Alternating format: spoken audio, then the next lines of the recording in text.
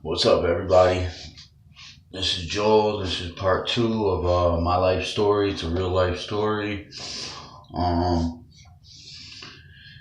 I'm just ready to give you all part two, pretty much. I got roommates, so it's kind of hard to do stuff. So, and my wife and stuff, it's hard to talk in front of her. It's kind of, makes me a little uncomfortable. But I'm just gonna give it to you raw.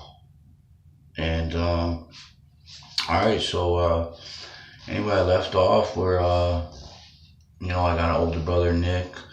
We left Springfield area and we moved out to the suburbs, out towards like Palmer, which is on the outside of the city. It's a little suburb, a little kind of country town, blah blah blah. But we still had our little projects there, and everywhere's got their little places, And anyway, so um, it was tough growing up there, and like I said before, we didn't have a lot of money. We didn't have, we never had a vehicle. We never had, like all the other families had, in the town. But it made me strong and made me who I am today too. And so anyway, I started going to a school. It was a middle school out here, and I got kicked out of school for behavior problems, and so I never really could go to regular schools. I went to like behavior schools. They're out, like on the outskirts of cities, and your little bus picks you up, and you go there, and they can restrain you, and it's all about behavior. It's not about academics a lot, and so I went through that, and I did my best. I went to school every day, and they would pick me up right at your door and they honk the horn outside, like, so you gotta go, or it's involved with truancy and all that with the the key program, it was called back then, back in the day. But so anyway, I went to school. I went to the behavior schools and all that, and I still ended up dropping out of school, is what I'm getting at. And I thought that it would be easier, I'll just go to work and blah blah blah. And I started messing around with drugs, and marijuana, led me to doing some lines of cocaine, and then cocaine eventually led me to doing pills back in like early 2000s. Pills was getting real big, like Percocets and Perc 30s and all that stuff. And I started getting real bad into the opiates, and that's how it all began, all my stuff, and going to jails and, programs and rehabs and all that. And I grew up around it, so I actually thought it was the normal thing to do, was to do drugs and just live my life and try to get a little job and just do what I can do on a daily basis. And so I ended up getting myself into trouble a lot, getting arrested for all kinds of. I got assaults.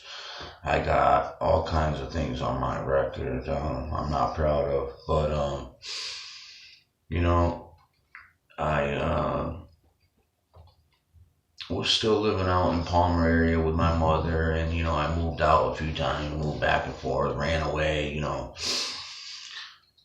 came back home. But I eventually started working. I did like some foundry work, blah blah blah, and when I was 21, I had a daughter, and a beautiful little girl. Her name's Savannah Royce. I got the Wu Tang, and I got her name underneath right here. So anyway, I had a daughter, and it changed me for a little while. I tried to stay clean and do what I had to do to work, and try to be the best I could be. And that thing didn't work out by the time she was like 7 years old. Me and the mother were done, and we both went our separate ways. Blah blah blah. But I was always involved in my daughter's life. I tried to be, in and out of jail and wherever. I still did the best I could do and be the best father I could be from jail.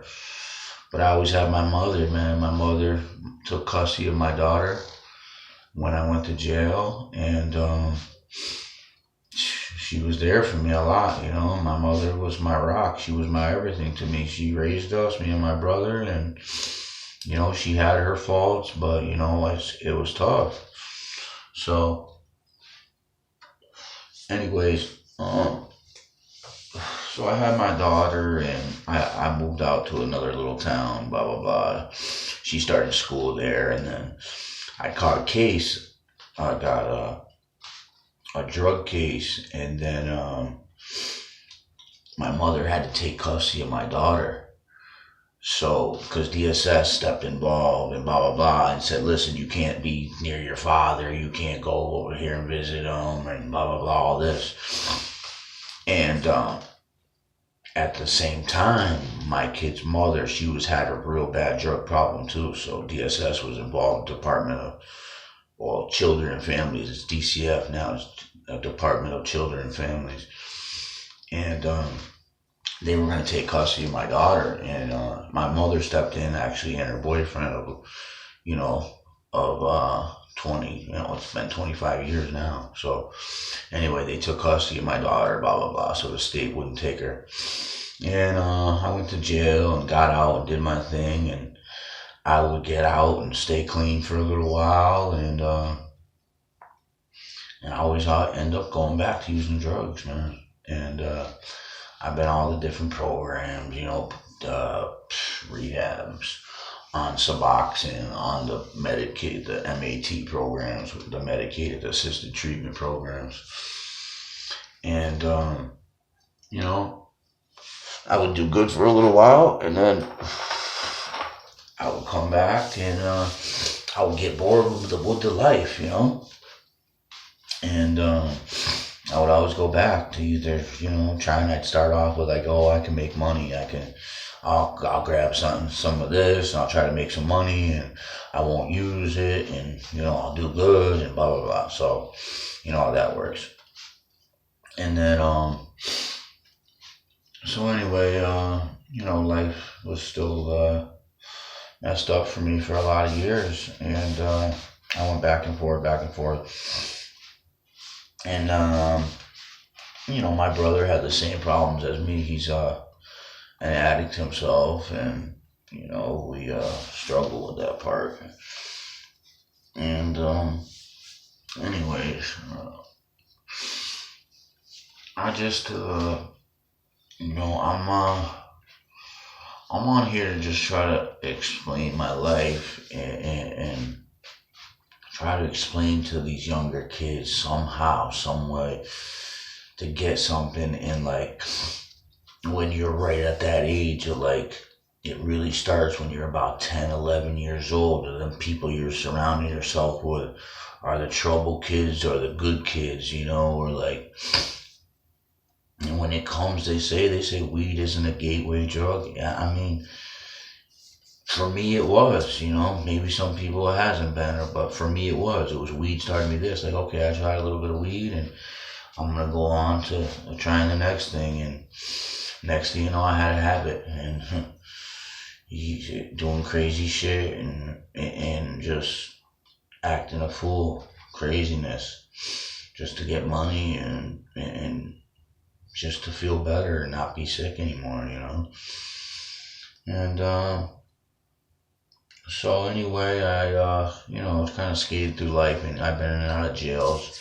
I've never been to state prison, thank God. I said that before, and I've just done like little 18-month bids, and 6 months, 18 months, 6 months, a year, and in the county, So, but here I am, I'm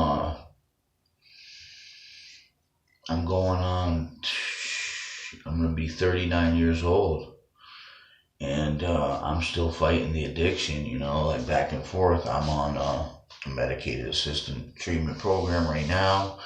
I do good, like I said, but every once in a while I still slip up, and it's hard. It's like it's easy to just stop, and I just get bored with the life of just the everyday grind. Girls will go to work every day, just do the same thing over and over. I get sick of it, and I just get bored. And anyways, so here I am, again. I just wanted to explain a little bit about my life first, like kind of how I grew up, so you guys get a little understanding of who I am. And so now my daughter's 17 years old, and she's doing her thing, and she's living out in Springfield now, where I was born. It's a lot worse now, and she's living with the in-law, the grandparents, so my kid's mother, her parents, so, and she has nothing to do with her mother at all. It's been years, so she's gone her own way into a different state, blah, blah, blah. But anyways, so my daughter, she doesn't, thank God, how she smokes a little bit of weed or anything, but I think she's seen enough of me and her mother with the opiates, and hopefully she doesn't go that way, but she is involved with these little punk gangbang kids, and just that kind of life, and it's her environment. It's how she was raised. She's Polish and Puerto Rican, so we call her the little Puerto Rican. But she's a good kid, man, and I'm proud of her. So anyways, now, my mother lives out in Palmer. My brother's still out that way, too. I'm out in Southbridge here. And I have a fiance. I've been with her for almost 6 years now. Her name's Sue. And, we're staying out here. We got a roommate. His name's Jimmy. He's an older dude. We're freaking, we just surviving still. It's crazy. We work a little bit here. I don't have a regular job, but I do my own jobs. And, we survive. But I'm just on here to tell you, about a little bit about me and about what's going on in my life, and I'm just gonna continue to record, and just update, the world, and just to update myself of how good I'm doing, and I want to do something better with my life, I know I can do a lot better and bigger things than I'm doing, and I need to try to push myself soon before I get too old, and I'm working on a few things in the making now, and hopefully within the next couple of weeks I'll be able to get, another vehicle again, and get mobile and start getting some bigger and better jobs, and do some bigger things in my life. So anyway, I just wanted to be, this is kind of like part 2 of just letting you know a little bit more about my life, and, I got all kinds of stories and all kinds of cool, whatever stuff that people might like to hear about growing up, and I got my hands cut wide open by these punk kids and sticking up for somebody, and I got all kinds of messed up little stories, and me and my brother fighting, and we'd have BB gun fights, and just crazy stuff growing up, and seeing stuff, and, meeting some different people growing up along the way, and I'm here now. This is Joel. I'm out in Southbridge, Massachusetts right now. I just wanted to say what's up to everybody, and hopefully you guys will get to know me a little better. I'll get more comfortable in doing the videos maybe, and I had a long day today, and I'm just gonna say peace till the next time. Deuces.